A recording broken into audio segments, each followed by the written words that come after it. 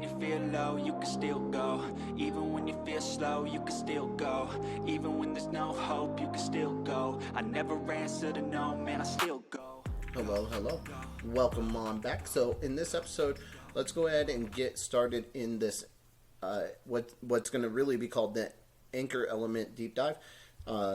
So the very first thing that I want to note is that we have this page, and we did create a new document via this link. I'm going to split off the content and the link so you can see that there's the opening tag with all the various attributes and the style and everything in there, with the inline styling overriding everything. And then there is the closing tag beneath and the content in the middle. That just makes it a little bit more structured so we can clearly see each part. Now, that said, we have this different page that link leads to. And I'm going to rename this H1. And we're just going to call this the anchor element deep dive. All right, and then anchor element, let's talk about that word, because anchor element really is called a hyperlink, and for that matter, it's really just called a link. And so we can say it's a link deep dive if you prefer. In my case, I do prefer to call it an anchor element deep dive, so I'm just being very specific what it is and very clear what specifically the element is that we're targeting, which is this anchor element here. Now, that said, let's go ahead and change also the file name. So over here we have our different page.html, and for me, I can say reformat and clean up. Refactor, and I can rename the file, and I'm going to go ahead and name it something a little bit more sensible, which is anchor element.html.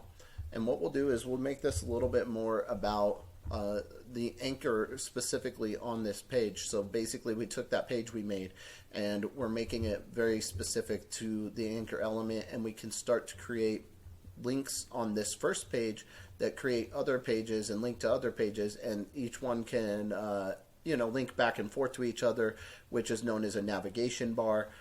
You can also have a different various navigation window option. There's a lot we can do, but the point is you'll be able to navigate between the pages, and each page will have a purpose, except for your beginning page, which is just the only purpose is really get you introduced to the whole thing. And so you can break out and say, these are the headings, and this is a paragraph and pre, so this is really text related.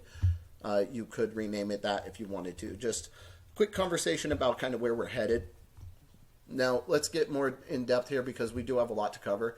And so what I'm going to do is I'm going to not focus on this index.html at all. For the rest of this video, we're going to be talking about the anchor element page. And we have, instead of back to index.html, we're just going to say this is the home button.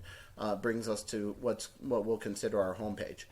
And then I'm going to start to build out tags like this, but not just as they are. I am going to put them inside of their own divs like this, so we have a reference to each section, what we're specifically talking about.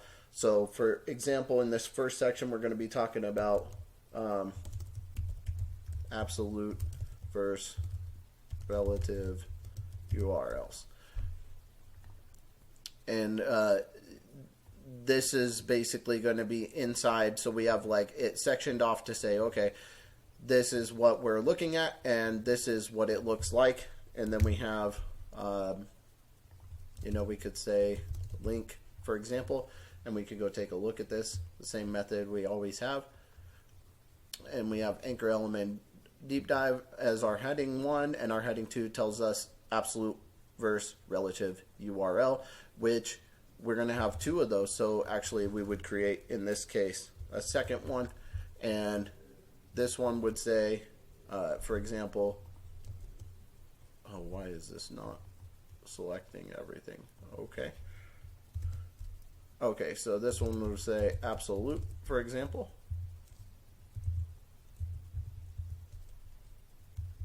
And this one would say relative. And just to start you off and kick you off, an absolute URL URL. Ignore that. URL. Bad old habit that I just can't seem to kick. But URL, that the absolute URL would be something like https google.com. And this leads us to a web address. The relative URL is going to be something like the same application or same website like we have here. All of these can be connected, and within that same folder that we would upload to the web eventually, basically inside of that same application, any projects inside of the same application, any different pages inside of the application, that's going to be really a relative link. And so we do that here locally on our own computers, and the relative link in this case could link us back to index.html, for example. And so we have this entire section which talks about absolute versus relative, and let's go take a look at what that actually looks like. So absolute is going to be this web link, and if I go back, relative is going to be right back to our page that got us over to that other page. And so new document web page. Now it's saying not found, which means that we broke something in our process here. Different page.html, that's right, we need to rename that. And so different page we did rename to anchor element.html. Okay. And so now that should be fixed. Whoops. Actually, let's hit back and then let's refresh just to be safe, and then we'll click it and everything will be good. And so we have our relative link back, and then we have our absolute link forward, and we can press that back button to get back there and switch back and forth and go to all sorts of places. So if we go relative, bookmark, scroll down a little bit, refresh the page, go over here. Now we're starting to become navigation masters. So, all right, this is the basic kind of setup that you're going to be looking at here with that div and each section that we're going to talk about. So let's lay out the sections that we're actually going to be discussing, which you just saw the absolute versus relative. And then we have a few more that we're going to discuss before this video is over here, which are the following. So we have our default behaviors that anchors are going to have. And I'll just start calling them links for simplicity. But links are going to have default behaviors, types of links. We want to discuss some different things that it can do. Some attributes that are important that you're going to use fairly often. And then styling hyperlinks, what we want those to look like a little bit. I have some styles that I built up and gotten ready for this video, so hopefully this will all start to move a little bit quicker from here. Now, let's see here. The next part that we want to discuss is the default behaviors. And so when we're talking default behaviors,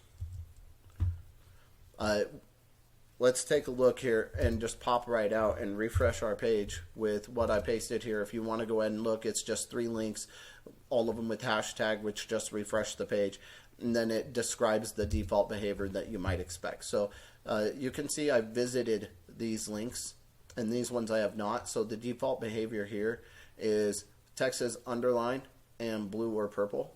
And let's go ahead and fix something here really fast before we move forward.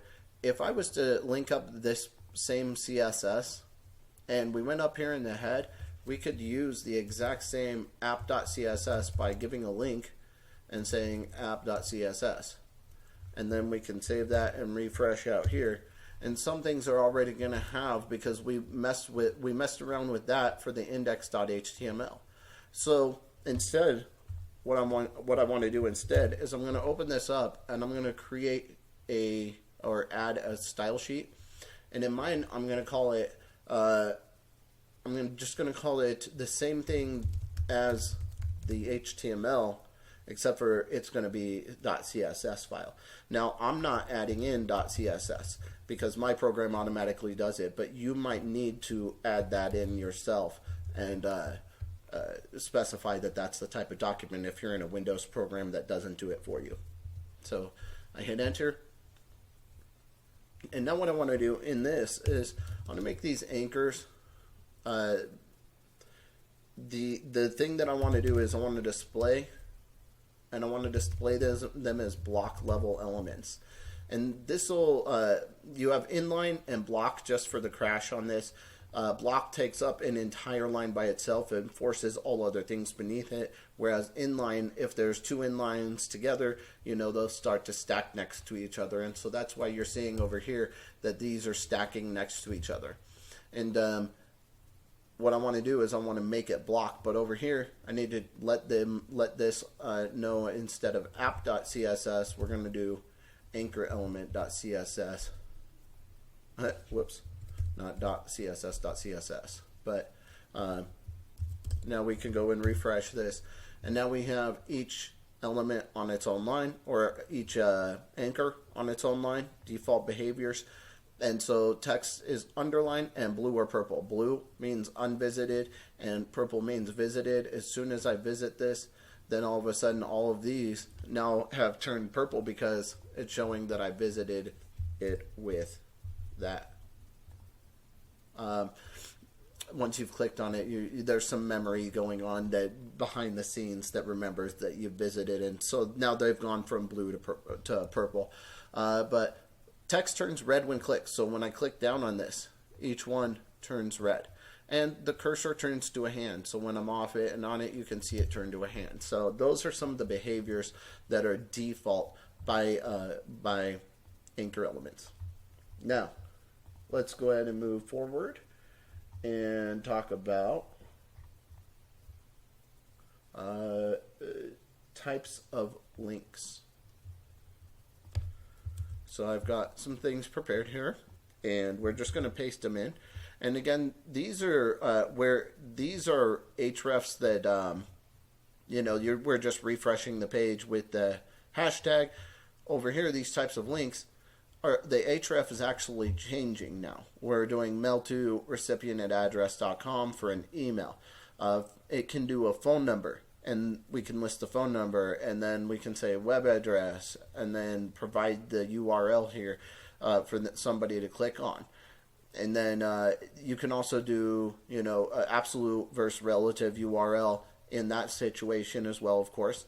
So you have your web address versus same app page, different page on the same application, and then scroll to bookmark. And so here in this one, for example, we can say up, perhaps, for example, up in this very first H1, we can say ID, scroll to bookmark. And now that matches that. And page refresh for the final one. So these are all different types of links, and there are more. Like there's a download one, and there's a few others that we're intentionally not covering for the sake of time. But if we come in and refresh these, you can kind of see some different things happening. One is an email. If I click on this, it's going to bring me to an email, a recipient@address.com, and so that's an email portal that allows me to then go and send an email to whoever's at the end of this thing, which if you look here at the bottom left of the page, when I hover over things, it's going to give you a little bit of information about those things. Mail to recipient@address.com and the telephone number. If I click on this, I'm able to then call it, and don't call it because it's just 4567890. I'm not even sure that would lead anywhere. But the web address, google.com for my absolute, and then it gives me my other page in this scenario, reference project, in this particular scenario. And then scroll to bookmark. If this page was bigger, you would see me scroll up to the anchor element deep dive, and it would pop up to the top of the page. But this is the entire page. It doesn't currently stretch down. That's why there's no scroll bar over to the side here. But if there was, you would see that. So I'm not gonna intentionally do that at the moment, but maybe we'll get a chance to see what that looks like here in a bit. But each one of these is a different type of link. That's the point of the conversation, and this is just so you know that they exist. You can come and look really detailed into any given thing and see what the rules are for that thing and how to style it and do things to it differently than the others. But let's go ahead and move into the target and title attributes. So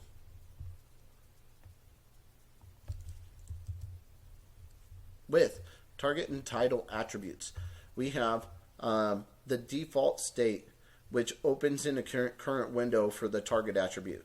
Very specifically, we're going to talk about that first. So we have two of them here. The first one is self, and that's the default. The second one is blank as the value for target, and that one's going to open in a new window. So by default, all of our links open in the window that we have them in. And so here, when I go to absolute or relative, if I hold control or command, then it opens it up in a new tab. But if I don't, then it opens up in this current window that I'm in. And so that's a behavior that's by default. Now, if I intentionally want it to open in a new window, then here we go. Default state opens in current window. See, boom, it opens, takes me to this other page.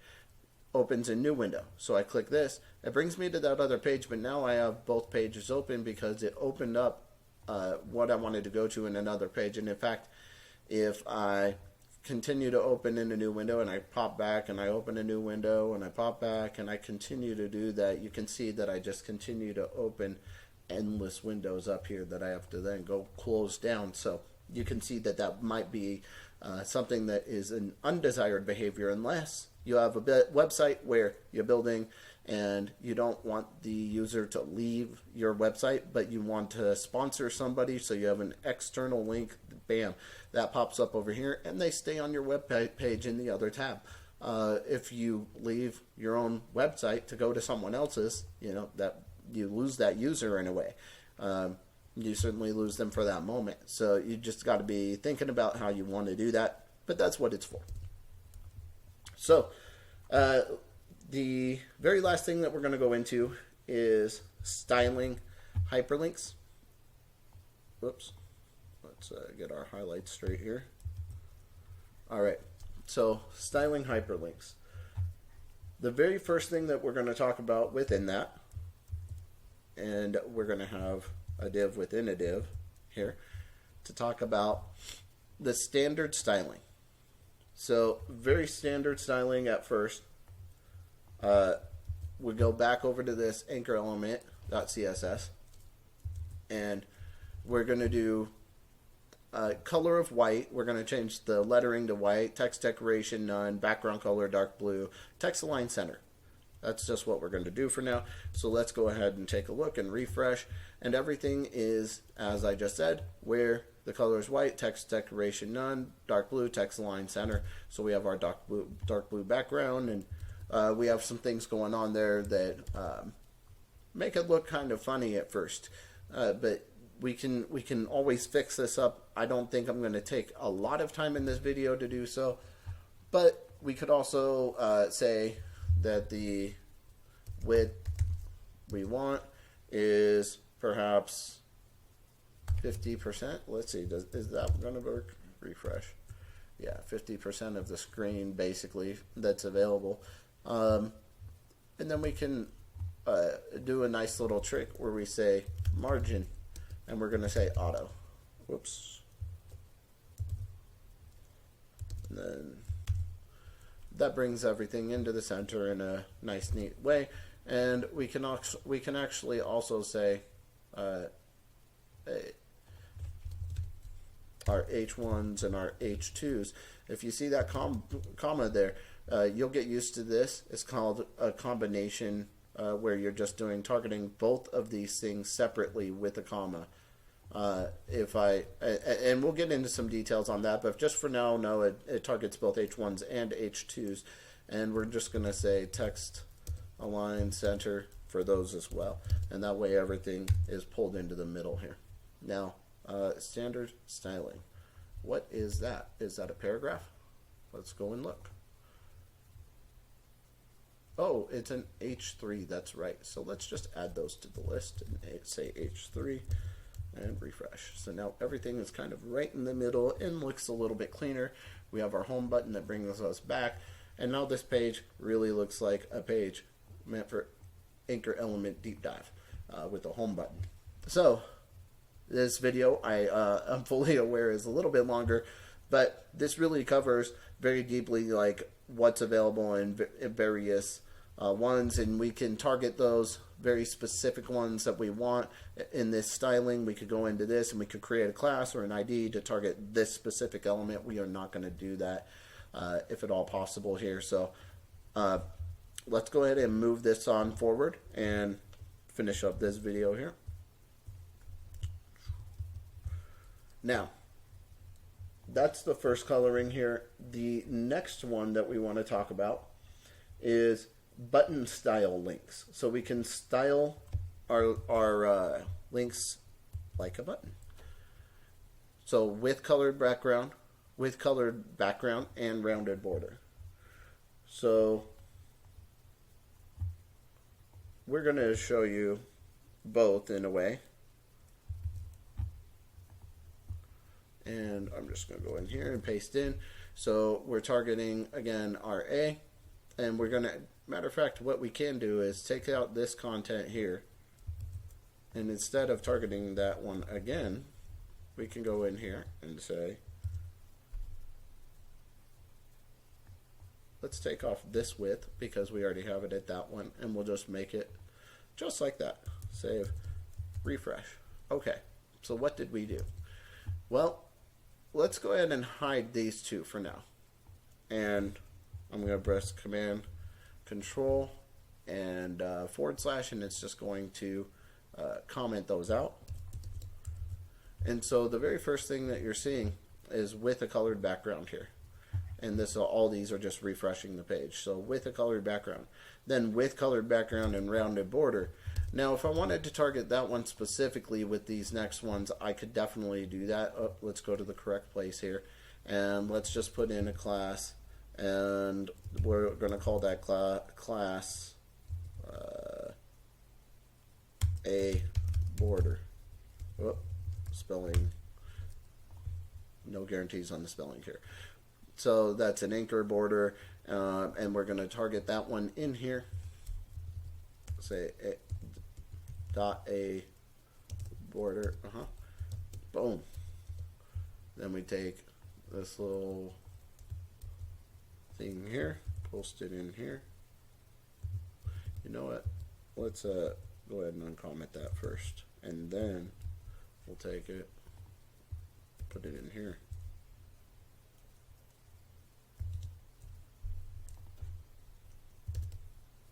Refresh. And now only that particular anchor is going to have this style, but that way you can specifically see what it's doing with colored background and rounded border. And so you have the with colored background but not a rounded border, and how we did that was with a border radius which rounds it, rounds out the edges. I just had 15 pixels, and that's something that we'll get into. Again, this whole border thing we will get into it as we move forward. This is the shorthand property for border, which says, you know, we want it 2 pixels thick, we want the border to be solid, and we want it to be orange. And so that's what you're seeing there. So moving forward, the next thing that we want to do is talk about state-based styling. And this is the final section here, and then that will be the end of our hyperlink section for the moment. But state-based styling describes what we want one of these to look like when hovering. So in a specific state, we want it to do something else. And I've got just one example for the time being. But we will be getting into these as we move forward, of course, as I've been saying the whole time. But we have this hover state, and so this specifies a specific state that the element is in. In this case, we're targeting the anchor element, and we're saying, hey, when it hovers with the colon hover, when it's being hovered on, then instead color it black, text decoration underline, background color orange, text align left. Let's like switch it up, and we're also going to say and we're also going to include, well, let's just leave it there. Let's just not mess with it entirely too much. You'll see what it does. So let's refresh, and then whenever I hover over something, it turns into this other thing. Now, I wonder, oh, it does. Okay, so the hover is in a way overriding this border. Let's see, is it? No, actually it's not, because it's keeping its radius. So I wouldn't suspect it would. The class should override this particular type of selector. So I would fully suspect that the rounded edges would stay, but maybe I'm wrong. That's something we'll have to kind of explore and visit next time. But woo, that is it for this video. I appreciate you guys stopping in, and if you have any questions, hit me up in those comments. Otherwise, I will catch you in the next one. See ya.